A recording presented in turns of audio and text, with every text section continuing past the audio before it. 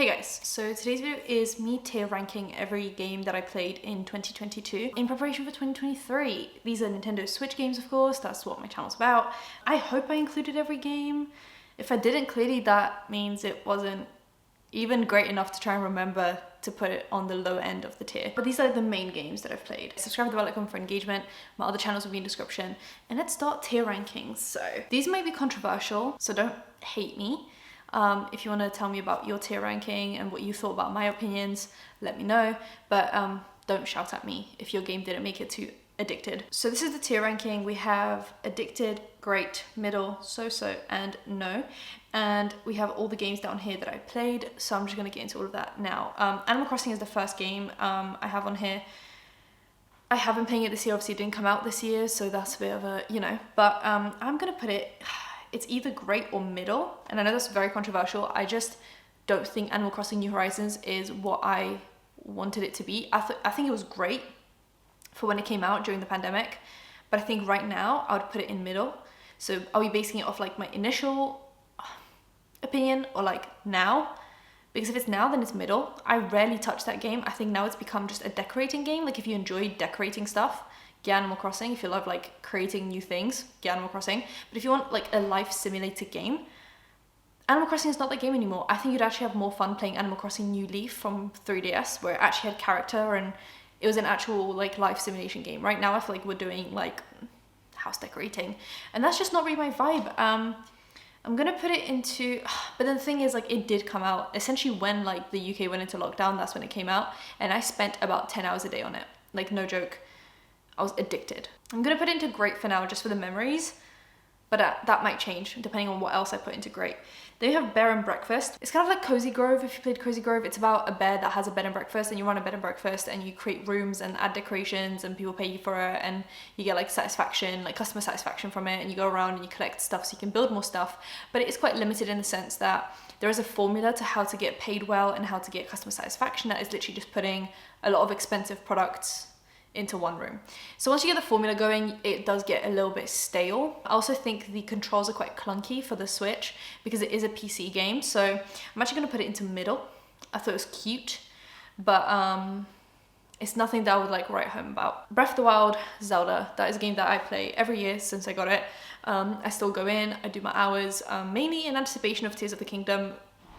I just love to get that, itch, scratch the itch of Legend of Zelda. So I'm gonna put it immediately into addicted. This is my favorite game of all time. I don't think I've ever had as much fun with a game as I have with Legend of Zelda. And obviously that makes no sense because there are gonna be other games in that tier, but just so you know, that is the #1 game. They have Cozy Grove. I'm actually gonna put into great. I think it is like for me, a more fulfilling version of Animal Crossing, despite being much lower quality and like the performance is worse, and it's not a AAA game. It's actually by an indie developer, but I actually think it gives me what I wanted from Animal Crossing, which is like less decorating and more doing tasks, being given quests to do, being given things to talk about with the villagers. Like, there's just more to do than just like, oh, change it up for spring, summer, and like create furniture, which I love watching those videos from other content creators. Like, I love watching people create their houses and do all that stuff. I just personally don't. That doesn't do anything for me. So I don't know.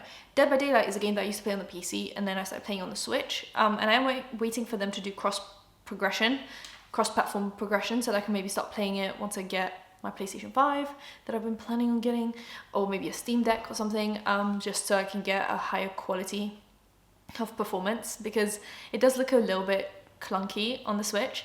Like, the quality isn't all there, but it's still a great game. I'm gonna put it into addicted because even though it is not, I think you have to look at the names of these tiers. Like, it's called addicted, not amazing, for a reason. It's games that might not be the best, but I am addicted to them.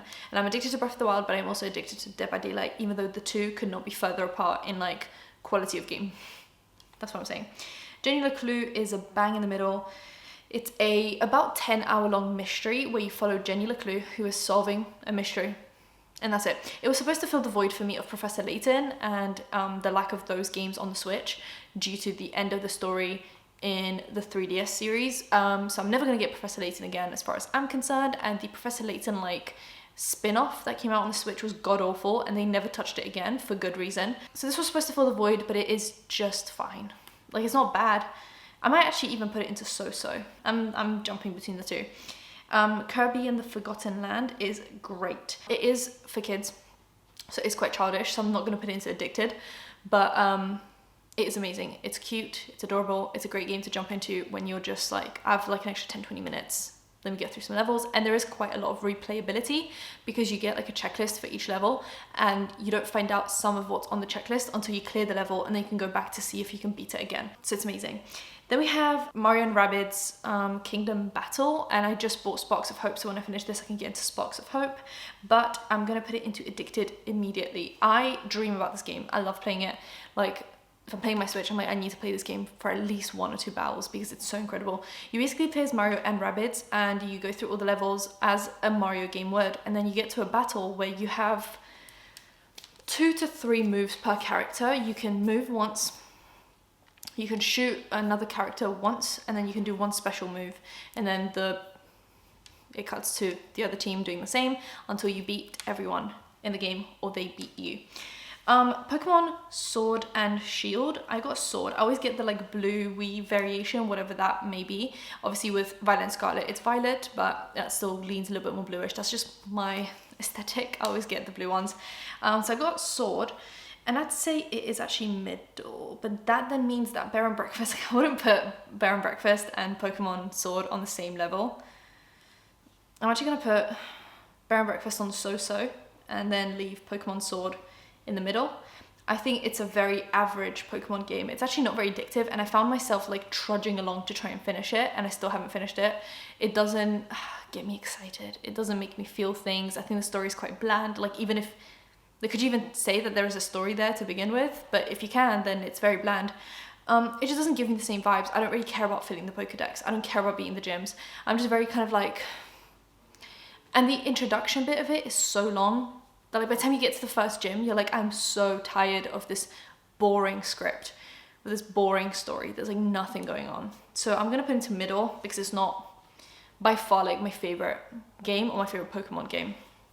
Pokemon Violet though, immediately going into Addicted. I love the story, I love the open world, I love the Pokedex, I love the way it looks, I love the gyms, I love that you can do them in whatever order you want. I love the story so far. It's so good. You're in like a boarding school. It's amazing. Obviously the performance issues are there. I actually haven't experienced many of them. Like, I think I get a lot of the clipping, but not to like a crazy amount. But then once I'm out in the open world, the only thing that changes is the actual like look of the game rather than the performance of the game. So I've gotten pretty lucky with the game, but overall, I'm addicted. I want them to make more of this, just better quality, if possible. Spiritfarer, I haven't played for long enough to decide, so I don't know why I put it in here because I only played like a few hours of it, but I'm going to put it into, for now I'm going to put it into middle because I feel like I haven't played enough of it to put it into great, but I think it is a great game because I think from what I've seen so far, it could be a great, but I'm just going to put it into middle to be safe because I haven't played enough of it, so I don't know why I put it on this list. Splatoon 3 is, I'm gonna put into great because I love Splatoon 2, and I know Splatoon 3 is going to be like Splatoon 2 or even better, but right now there are only like try-hard Splatoon 3 players on there. I think the kids for Christmas have gotten Splatoon 3, so I'll jump back on to see how, if I can win like any rounds at all. But also I get a lot of glitches with the game. I know people complain about like the performance issues with Pokemon, but they haven't complained about the performance issues with Splatoon. I keep on getting errors about like internet connection, and it throws me out of matches and completely like deletes all of my progress. So I have not been able to actually enjoy the game the way I would want to at all. Like, I'm able to do just the regular matches, but I can't join like a turf war because it will just throw me out after the first battle.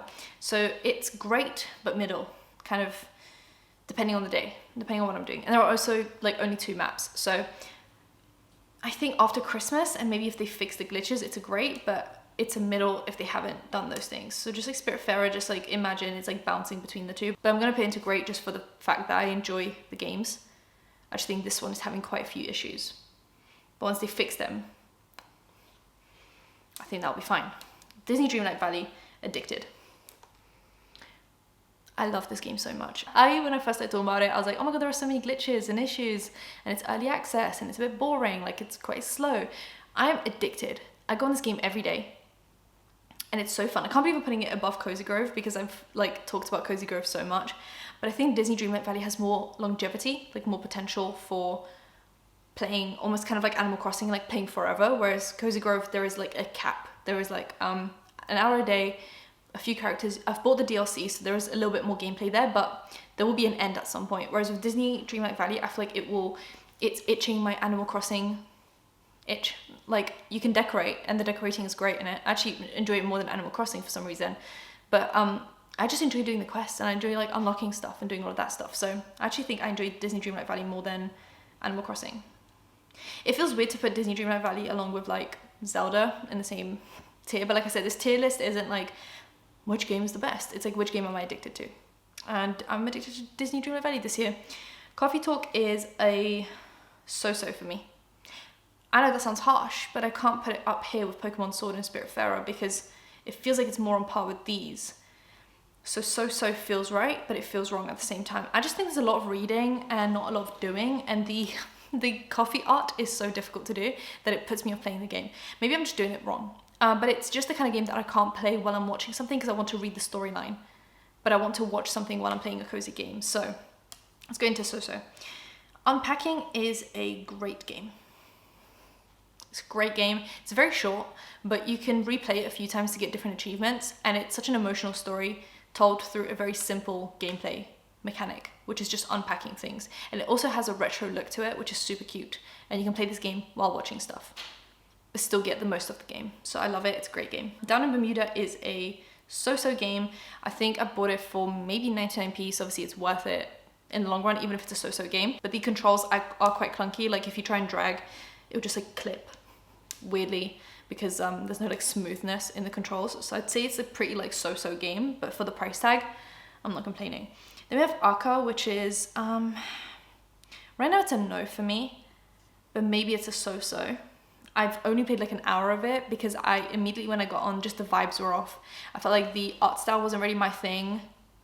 I mean, I'm sure it would be in a different game. I just felt like the game felt and looked really cheap, and a lot of the controls are very clunky to the point of me not wanting to play. There are also a lot of glitches, like people not being able to expand their inventory, so they have to drop stuff on the floor. So to me, it's kind of like a no for now. I don't know, it's a £10 game, but it just feels very cheap, and I just feel like it's not the kind of game that I'd want to play. But maybe it's like a so-so. I don't know. This one's kind of like debatable. You can do whatever you want with that information. Firewatch is a great game. I believe it's a port from PlayStation or some other consoles. It didn't originally come to the Switch, and it's essentially, you're in Colorado and you're on Firewatch. You live in this like tower and you watch to see if people are starting fires in the forest, and you go and sort things out and you do your little quest, but there's always like something going on, and you talk to someone through a walkie-talkie that helps you find these fires to put out and things to do, and you start talking about your life more, and you learn about this man and why he is where he is and what happened, and you start learning about the other person on the other side of the walkie-talkie, and it's just a very emotional but also fun game that I haven't been playing enough, and I need to put more hours into it. But it's a great game. I'm gonna put it, that feels right to put it in that like row of things. Yeah, that feels correct. And It Takes Two is addicted to me. Maybe great. Maybe the thing is, you have to rely on playing with someone else with this game. So if you have no one to play with, or like the person that you want to play it with is busy, then you can't be addicted because you have to wait for other people to want to play with you. So it's a bit of like a great game because I can't be addicted to it, because then I'd think about it all the time and have no one to play with. But it's a great game. It's about 10 hours of content-ish, and you're basically a divorced couple, well, on the brink of divorce. Your kid tries to save your marriage, makes you into little dolls, and you have to find her to try and escape, and you're basically a small person in a massive world, and you have to escape, and you need 2 players to get through it. That's like the whole point. I'm kind of addicted to it. I'm going to put it into great because it just doesn't feel right with the top row. I'm going to put it into great, but it's an amazing game. So that's my tier ranking. We're going to go Addicted, Breath of the Wild, Dead by Daylight, Kingdom Battle, Pokemon Violet, and Disney Dreamlight Valley. Great, we have Animal Crossing, which kind of feels like it should go into middle. Yeah, I'm gonna leave it into middle. I have a lot of love for Animal Crossing just purely based on COVID, but I can't like base my opinions on a game now on how I was feeling about it 2 years ago. So I'm gonna put it into middle. We have Cozy Grove, Kirby, Splatoon 3, Unpacking, Firewatch, It Takes Two, and then we have middle, Pokemon Sword, Spiritfarer, Animal Crossing. So we have Jingle Clue, Bear and Breakfast, Coffee Talk, Down in Bermuda, and Arca is either a so-so or a no. That spread makes sense to me, but either way I don't mind. That is the setup. Let me know about your games and your tier lists, and I'll see you in my next one. Bye guys.